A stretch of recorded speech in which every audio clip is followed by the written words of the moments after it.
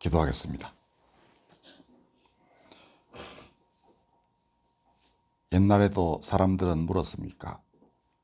하나님께 나아올 때 무엇을 가지고 나가면 됩니까? 천천의 수양과 돈을 가지고 나가야 합니까? 아니었습니다. 하나님께서 좋아하시는 것은 정의를 실천하고 기꺼이 은덕에 보답하며 조심스럽게 하나님과 함께 살아가는 것이었습니다.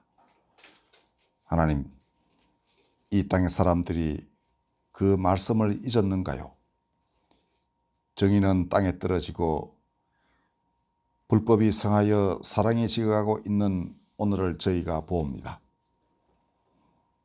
모든 것을 잃고도 하박국처럼 하나님이 함께 계심을 즐거워할 수 있겠나이까? 하나님, 다 하나님을 떠나버리고 말 것 같은 그런 사람들입니다. 돌이키소서, 돌이키소서.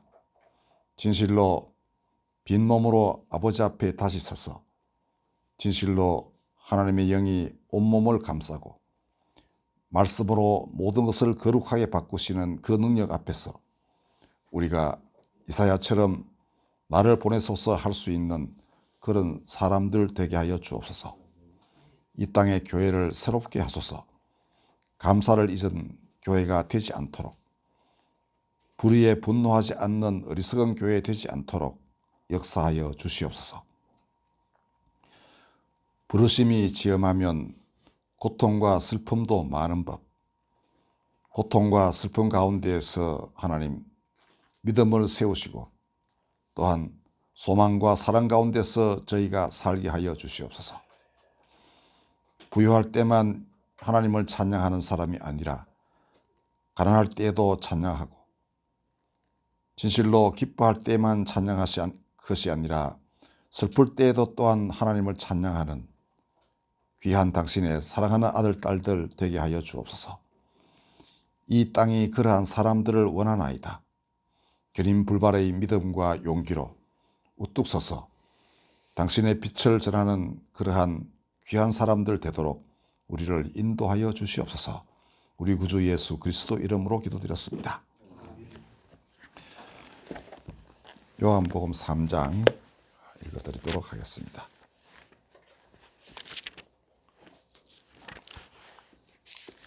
하나님이 세상을 이처럼 사랑하사 독생자를 주셨으니 이는 그를 믿는 자마다 멸망하지 않고 영생을 얻게 하려 하심이라. 아멘. 예수께서 권능을 가장 많이 행하신 고을들이 회개하지 아니하므로 그때에 책망하시되 화 있을진저 고라시나 화 있을진저 벳세다야 너희에게 행한 모든 권능을 두로와 시돈에서 행하였더라면 그들이 벌써 베옷을 입고 제에 앉아 회개하였으리라. 내가 너희에게 이르노니 심판날에 두로와 시돈이 너희보다 견디기 쉬우리라. 가버나움아 내가 하늘에까지 높아지겠느냐? 음부에까지 낮아지리라. 내게 행한 모든 권능을 소돔에서 행하였더라면 그 성이 오늘까지 있었으리라. 내가 너희에게 이르노니 심판날에 소돔 땅이 너보다 견디기 쉬우리라 하시니라. 그때 예수께서 대답하여 이르시되 천지의 주제이신 아버지여 이것을 지혜롭고 슬기 있는 자들에게는 숨기시고 어린아이들에게는 나타내심을 감사하나이다. 아멘. 옳소이다. 이것이 이렇게 된 것이 아버지의 뜻이니이다. 아멘. 예. 추수감사절에 찾는 본문 중에 제가 가장 좋아하는 것은 신명기 26장 1절부터 나오는 아주 오래된 공동기도문입니다. 한번 보시겠습니까? 신명기는 모세가 이제 마지막으로 다시 한번 이스라엘에게 너희는 이렇게 행하라 라고 한 그 말들을 모은 것으로 되어 있는데요. 또 어떤 사람들은 그 뒤에 가나안에 들어가서 하나님이 주신 말씀들을 모세의 이름에 이제 의탁하여 기록한 것이다 라고 하기도 합니다.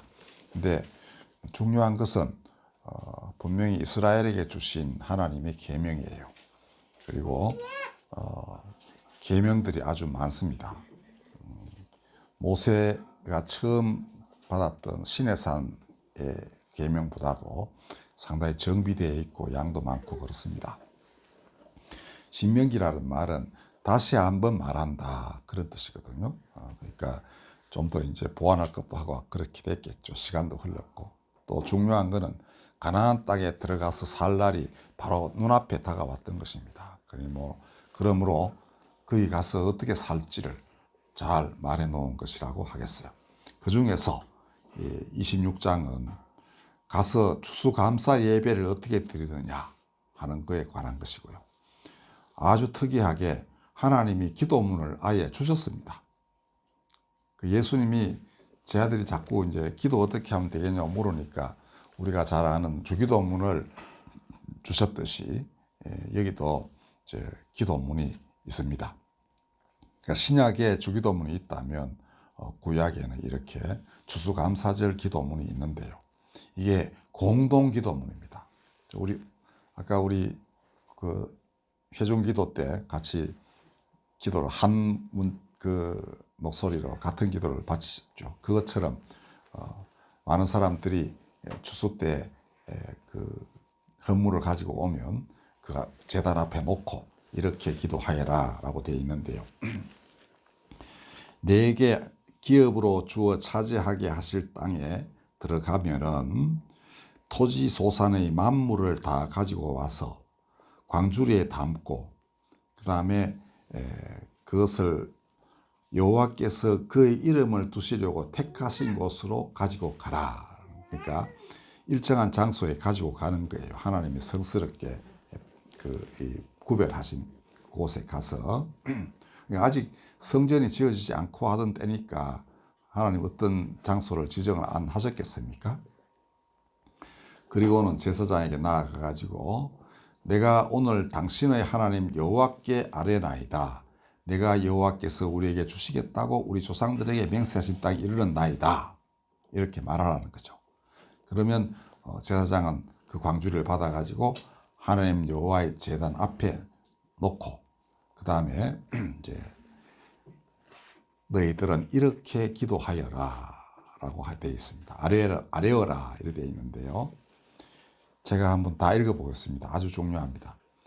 내 조상은 방랑하는 아람 사람으로서 애굽에 내려가 거기에서 소수로 거류하였더니 거기에서 크고 강하고 번성한 민족이 되었는데 애굽 사람이 우리를 학대하며 우리를 괴롭히며 우리에게 중노동을 시키므로 우리가 우리 조상의 하나님 여호와께 부르짖었더니 여호와께서 우리 음성을 들으시고 우리의 고통과 신고와 압제를 보시고 여호와께서 강한 손과 편팔과 큰 위엄과 이적과 기사로 우리를 애굽에서 인도하여 내시고 이곳으로 인도하사 이 땅 곧 젖과 꿀이 흐르는 땅을 주셨나이다. 여호와여 이제 내가 주께서 내게 주신 토지 소산의 만물을 가져왔나이다. 이렇게 기도하라는 겁니다. 그리고는 너는 그것을 여호와 앞에 두고 그 다음에 경배하고 더 나아가서 너와 내 집에 하나님께서 주신 모든 복으로 인하여 너는 레위인과 너희 가운데 거류하는 객과 함께 즐거워할지니라 라고 하였습니다. 그러니까 레위인들은 땅을 분배받지 못해가지고 바칠 소득이 없어요. 그러니까 이 추수감사를 할 수 있는 사람들이 아닌 겁니다. 나그네도 땅을 갖지 못한 사람들, 떠돌이로서 그냥 여기서 빌부터 사는 사람들을 의미합니다. 그러니까 뭐랄까요, 난민 정도라고 생각하시면 돼요. 요새처럼 자기 돈 갖고 외국에 가서 이제 유학하고 뭐 그다음에 그 아파트 사고 하는 이런 사람들이 아니고요. 그렇게 떠돌다가 정착 못하고 이제 유대인들이 땅에 들어와서 사는 사람들, 이스라엘 가운데 있는 12지파가 아닌 사람들, 이들을 너희는 같이 동료로 생각하고 하나님께서 복을 주신 것을 감사하라 라고 했습니다. 그 다음에 신명기에 나오는 모든 계명 안에는 반드시 레위인과 고아와 과부와 나그네를 반드시 너희는 돌보라. 그러면 내가 너희에게 복을 주리라. 이 약속이 끊임없이 반복되고 있습니다.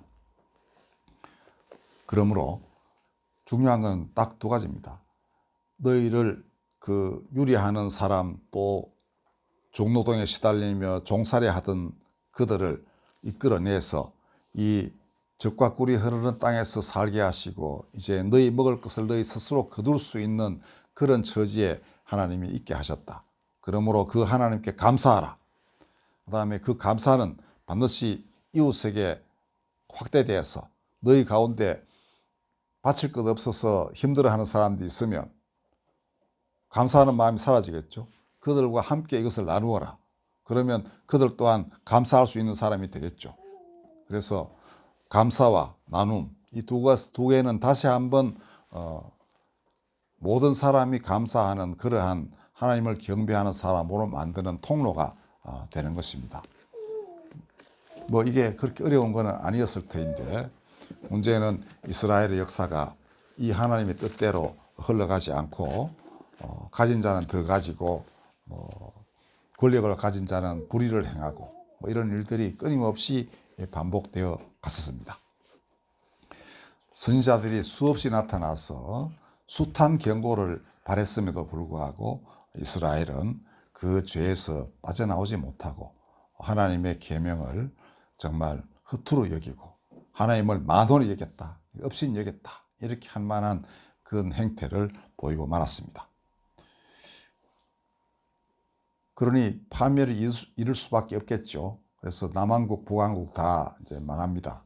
그때 어마어마한 반성을 해서 이제 고국으로 돌아오긴 하지만은 이미 그 독립국가를 다시금 만들어내는 데는 성공할 수가 없었습니다. 나라 힘이 다 빠져버렸으니 마음은 정결하게 돌아와도 국가를 이룩할 힘이 다 없어져 버린 것입니다. 그리고 점점 그런 상태가 지속되게 되면은 마음도 서서히 돌처럼 굳어지게 돼요. 그리고 원래 이스라엘이 그 아브라함과 이삭과 야곱의 하나님을 믿었지 않습니까? 그 하나님은 유리하는 아람 사람, 즉 아브라함을 불러서 이곳저곳 떠돌아다니게 하시면서 내가 너로 인하여 모든 족속이 복을 얻게 하리라 라고 분명히 약속하셨습니다. 그러니까 그 아브라함에 하신 약속은 그 후손들에 대한 약속이죠. 그들을 통하여, 즉 이스라엘 백성을 통하여 모든 열방이 복을 얻게 된다라는 건데 그 복이 뭐겠습니까? 하나님 주시는 복이니까 그들이 하나님을 경배하는 사람이 될 것이다라는 말 아니겠습니까? 즉 하나님을 경배하는 사람들로 다 인도하는 그 역할이 이스라엘의 해야 할 바이다라는 것이었는데 이걸 하지 못하고 말았고요. 그 다음에는 자기들 생존에 급급한 그런 처지로 전락하고 말았습니다. 주변 강대국들은 점점 더 강성해져 가지고 예수님 당시에는 로마라는 강력하게 그지없는 나라가 이스라엘을 다스리게 됐었습니다. 그래서 그 아브라함의 약속을 우리가 능히 성취하리라는 이런 기대를 전혀 할 수 없는 그런 상황으로 빠지게 되면 이제 점점 움츠러듭니다. 그리고 그들은 드디어 메시아를 알아보지 못하고 그를 십자가에 못 박고 말았죠. 그런 다음에는 더 나쁜 상황이 찾아와서 그들의 최후의 보루였던 예루살렘마저 파괴되고 출입 금지를 당했습니다. 그전에는 그래도 예루살렘이 남아있어서 성전도 뭐 좀 시원찮지만 스룹바벨이 재건해 가지고 있긴 했어요. 근데 이제 완전히 이제 파괴되고 그 헤롯이 새로 건사하게 지었지만은 완성되기도 전에 없어져 버린 거죠. 그런 다음에 그들은 출입 금지당하고 뿔뿔이 전 세계로 흩어지게 되었습니다. 1948년에 독립국가가 됐지만은 옛날 땅에 돌아와서 분쟁이 많죠. 그리고 뭐 이스라엘 사람들의 그 증언에 따르면은 이제는 아브라함의 약속을 성취하리라는 사명의식 같은 게 흔적도 없다고 그럽니다. 그러니까 이미 이렇게 쪼그라져 버렸죠. 그리고 촛불도 또한 그리스도인대로 옮겨갔다라고 밖에는 볼 수가 없습니다. 왜냐하면 그들이 유대인에게 약속하셨던 그 메시아 그리스도를 정말 그리스도로 증언하는 사람들이 그리스도인들이었고 그들이 온 땅에 가서 그를 증거했기 때문입니다. 자, 이제 우리 한국으로 돌아와 보면 한국인들은 특히 많은 그리스도인들이 어마어마한 이제 우리 교회의 뭐랄까 축복을 받았다고 볼 수 있죠. 그러니까 교회가 번성하게 됐고 많은 선교사들이 나가 있고 그렇습니다. 우리 학교 교수들도 그러니까 정년퇴임 한 뒤에 아프리카 가가지고 막 합니다. 그러니까 그것도 저희 횃불 선교회 거기 가서 석 달간 훈련을 받고요. 가는데 야 전화해도 그게 되겠나 하는 생각이 드는데도 잘 가요. 몸도 뭐 그렇게 건강한 편도 아닌데 이래저래 해서 어떻게든 갑니다. 기도 많이 해달라고 뭐 부탁도 하고 그러긴 하는데요. 여하튼 아마 한국 교인들을 추동해가지고 선교사로서 일을 하게 하는 데는 아마 우리가 마지막 때에 추수할 일꾼일 것이다라는 이런 의식이 있어서일 겁니다. 그리고 이스라엘과 상당히 동료식을 느끼는 사람도 많아요. 그러니까 이스라엘이라는 민족에게 주신 하나님의 기대가 이제 대한민국 사람들에게 이전되었다. 뭐 이런 생각도 하는 것 같습니다. 그건 그럴 수도 있고 또 그런 의식을 갖는다는 것은 대단히 바람직합니다. 그리고 한국은 정말 순교자들의 역사가 교회 사가들이 말하기를 로마의 순교사에 필적할 만하다라고 그럽니다. 그러니까 역사상 지금 베드로 성당에 있는 로마에서 그리스도인들이 피로써 예수를 증거했던 것처럼 전 세계에서 유일하게 그와 동등할 정도의 피로써 증언하는 사람들이 나온 곳이 바로 한국이다라고 해요. 굉장히 긴 시간 동안에 걸쳐서 굉장히 많은 사람들이 희생된 게 우리나라입니다. 가톨릭에서부터 개신교, 그 다음에 지금 현재 북한에 얼마나 죽고 있는지, 얼마나 투옥되어 있는지 아무도 모르죠. 긴 기간 동안에 이 땅에서 생겨난 모든 악랄한 체제는 다 경험한 게 또 한국입니다. 로마는 잠시 로마라는 제국 하나만 상대로 했는데요. 숫자는 물론 많았지만 우리는 절대 왕정이라는 거, 그 다음에 공산주의, 일제, 그러니까 나쁜 정말 짐승 나라들 중에 중요한 것들은 골라가면서 다 이 땅에 찾아왔고 거기서 끝까지 저항했고 수많은 희생자를 낸 교회입니다. 그러므로 이 주수교의 일꾼이라는 것은 저는 맞다고 생각합니다. 그리고 마땅히 그래야 하고요. 어디 가서 이런 백성을 찾아가지고 서로 간에 협력하면서 일하게 하겠습니까? 하나님께서. 자, 그런데 문제는 그럴 때 우리가 뭘 정말 갖추어야 할 것인가 하는 것이죠. 이스라엘은 감사를 잊었고 하나님 사랑과 이웃 사랑을 버렸습니다. 근데 우리가 그렇게 하면 안 되겠죠. 근데 현재 우리는 성령의 역사도 많았고 하기 때문에 교회에서 다시금 오순절과 같은 폭포처럼 쏟아지는 성령의 은사가 있기를 바라기도 합니다. 좋습니다. 그런데 성령의 역사는 무엇이 최종적인 목표냐 하면은 사람들을 그리스도께로 인도하는 것이 최종적 목적입니다. 그리고 그가 하신 말씀을 깨닫게 하고 그래서 정말 말씀의 전사들이 되게 하는 것이 성령이 하시는 일입니다. 그러므로 정말 알곡과 가라지의 비유에서 이제 하나님이 맨 마지막에 일꾼들 시켜가지고 이제 한다고 이제 되어 있습니다. 그러니까 천사들을 보내서 뭐 나눈다 했는데 이 지상에서 무언가가 되려면 사람이 해야 되겠죠. 그래서 하나님이 주시는 지혜의 눈으로 알곡과 가라지를 구분해야 하고요. 진리편에 서서 악과 싸워야 합니다. 그리고 이스라엘이 오늘 추수감사절 때 바친 기도문 따라서 과거 역사를 돌이켜보고 감사하고 이웃과 나누어야 합니다. 우리 과거 역사 정말 힘들었죠. 근데 19세기 말 선교사들이 대거 우리나라에 들어오고 또 우리나라 사람들이 스스로 찾아 나섰습니다. 선교사들 오기 전에 일본이나 중국에 가가지고 성경 찾아서 읽고 그 다음에 아예 우리나라 말로 번역도 하고 그랬었습니다. 그러니까 선교사들이 나중에 와보니까 교회도 있고 성경도 있고 다 있더라.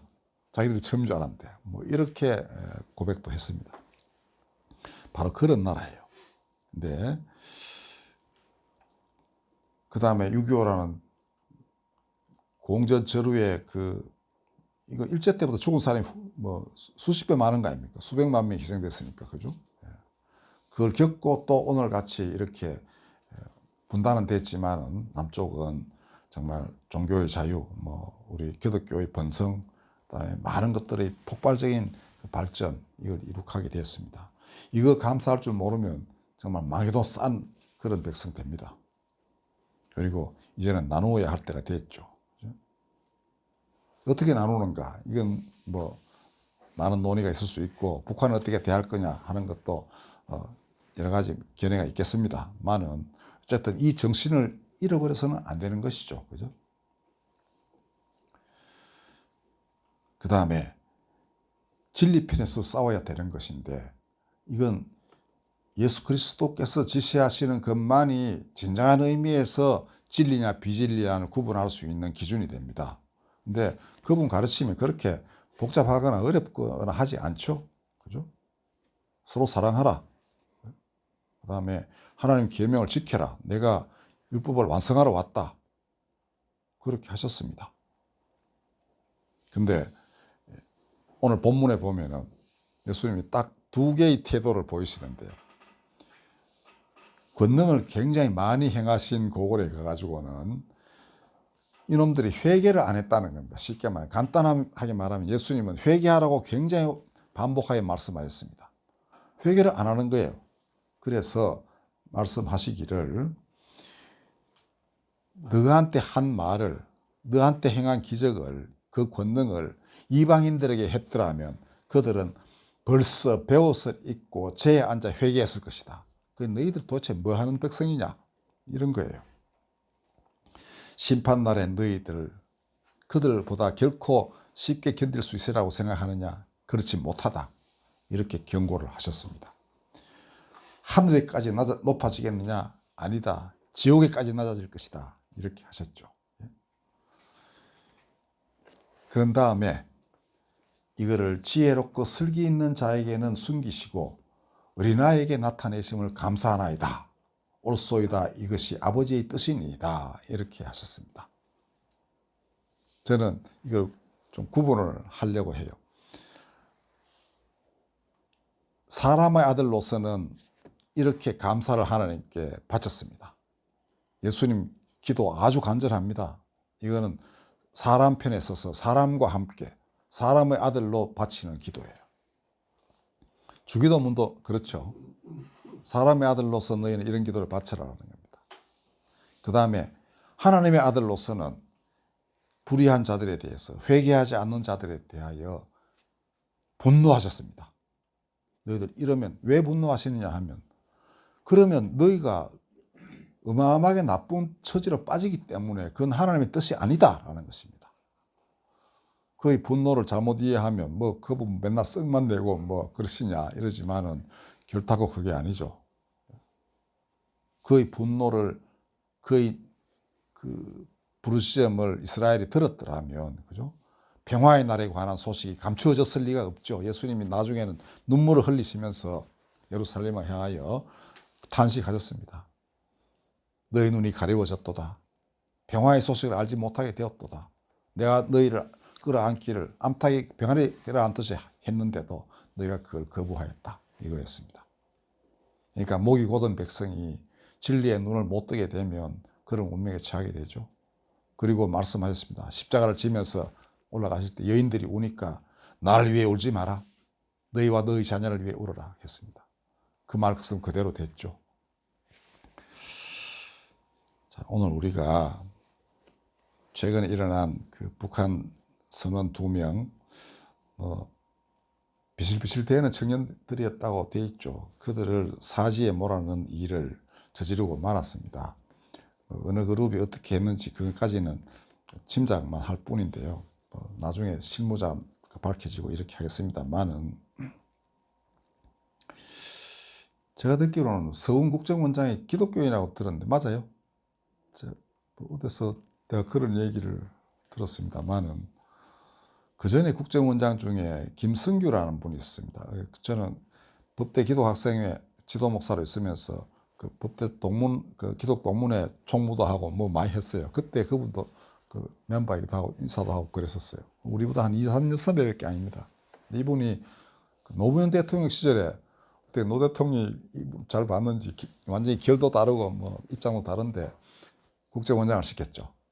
근데 그때 찾아보니까 청와대에서 그 비서관들이 북한으로 보낸 그 기밀 문서가 100만 장이 나왔다 그래요. 그거 가지고 뭐 이제 노 대통령한테 항의하고 해서 뭐 그게 이제 그 면직도 시키고 그랬던 모양인데요. 도대체 그 가운데 이 일에 관여한 사람들 가운데 기독교인이 분명히 없지는 않았을 터인데 어떻게 그냥 이렇게 판문점에서 넘어갈 때까지 아무런 그 저지가 없었는지 의아할 따름입니다. 어쨌든 이거는 우리가 분노할 수밖에 없는 그런 일들입니다. 이거 한 정권의 뭐 그 몰락이나 흥망성쇠하고 상관없습니다. 딱 두 사람이 하나님께 호소하면 하나님 들으시거든요. 이 두 사람이 호소하면 들으시는 겁니다. 그럼 그 결과가 뭐겠는가? 그거는 우리가 알 수 없지만은 그렇게 호락호락하게 하나님이 그냥 가만 계시지는 않으실 거라고 저는 생각해요. 제가 지난 주일에도 말씀드렸지만은 그거는 하나님 뜻은 우리가 모르죠. 그래서 이 두 사람을 위해서 기도 많이 해야 됩니다. 그러니까 보호받을 수 있도록. 그리고 또 그럼으로써 다른 사람들도 이 예수께서 너희가 하늘까지 높아지겠나? 아니다. 지옥에까지 낮아질 것이다. 이런 말씀 안 듣도록 해야 됩니다. 부르심이 지엄하면 고통도 슬픔도 많아요. 연민으로 인한 고통이 심장을 찌르듯 하지 않으면 대주수기의 일꾼이 될 자격이 없는 것입니다. 왜냐하면 대주수기라는 건 온 역사를 마감하는 때예요. 하나님이 혼자서 뭐 다 나와라 뭐 일일이 이렇게 하시겠습니까? 아닙니다. 그냥 자동적으로 쫙 갈라지고 이렇게 되겠죠. 그죠? 사람이 스스로 자기 자신을 심판할 수밖에 없는 날이 오는 거예요. 그럴 때 진실로 선한 일꾼들이 우뚝 서 있어야 그 자동적으로 심판이 되는 겁니다. 그러니까 알곡과 가라지, 양과 염소가 그냥 갈라지게 돼요.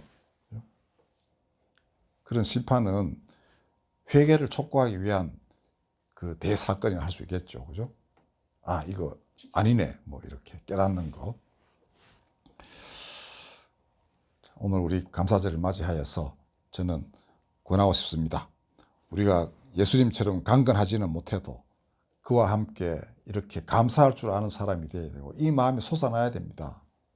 그거는 고통 중에서도 감사할 수 있고 그다음에 어떤 사연이 있더라도 나를 하나님이 부르셔서 일을 시키고 계시다는 데 대한 감사해야 합니다. 그 다음에 또한 그와 함께 분노할 줄도 알아야 됩니다. 분노는 그냥 화내는 게 아니라 거룩한 분노죠. 거룩한 분노는 사람을 살리는 분노입니다. 너희 그렇게 하지 마라 하는 것이죠. 이미 엎질러진 물은 어쩔 수 없더라도 되돌리는 것은 회개의 기도이고요. 그 다음에 새롭게 거듭나는 것입니다. 우리가 우리 주변에 많은 일들이 최근에 있었지만은 이게 우리가 이 민족이 정말 새롭게 거듭나는 그러한 진통이라고 생각하고 기독교인들이 정말 진심으로 다시금 역사의식을 가지고 무언가를 봐야 돼요. 기독교인들이 역사를 떠나가지고 자꾸 뭘 구원을 얘기하다 보면은 열매가 아무것도 없는 그 결과를 이야기합니다. 그러니까 자꾸 휴거를 얘기하는데 그거는 지상을 버리는 거니까 지상에 오셔서 십자가에 돌아가셔서 피 흘리시면서 사람들을 구원하신 그리스도였다고 하는 사실은 반대되는 겁니다. 그건 달리 해석해야만 돼요. 네, 일단 오늘날 좀 여러 가지 예수님과는 조금 거리가 있는 듯한 그런 메시지들이 막 난무하고 있는 그런 세상입니다.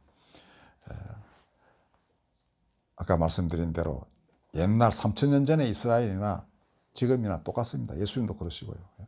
감사하고 그다음에 불의에 분노하고 미가에게 하나님이 보여주셨듯이 뭘 가지고 나오면 되겠습니까? 필요 없다. 딴 거는 나와 함께 행하는 것이다. 정의를 실천해라. 이웃에게 사랑을 베풀어라. 그게 다다. 이거였습니다. 그거 실천하면 대추수기의 큰 일꾼들이 되겠죠. 복잡하게 생각하지 말고 우리가 진리편에 서서 아까 싸울 수 있기를 바랍니다. 아멘. 기도하겠습니다. 진리로 저희를 거룩하게 하소서. 진리로 눈을 뜨고 그리하여 우리의 모든 벌거벗은 것을 깨달아 알고 하나님 주시는 새 옷 갈아입어 그 권능으로 맡기신 바 일 다 감당하게 하여 주시옵소서. 우리의 사랑하는 아이들 하나님 또한 보살피소서. 이들이 살아가야 할 시대는 저희들이 겪어온 날보다 더 어려울 수도 있습니다.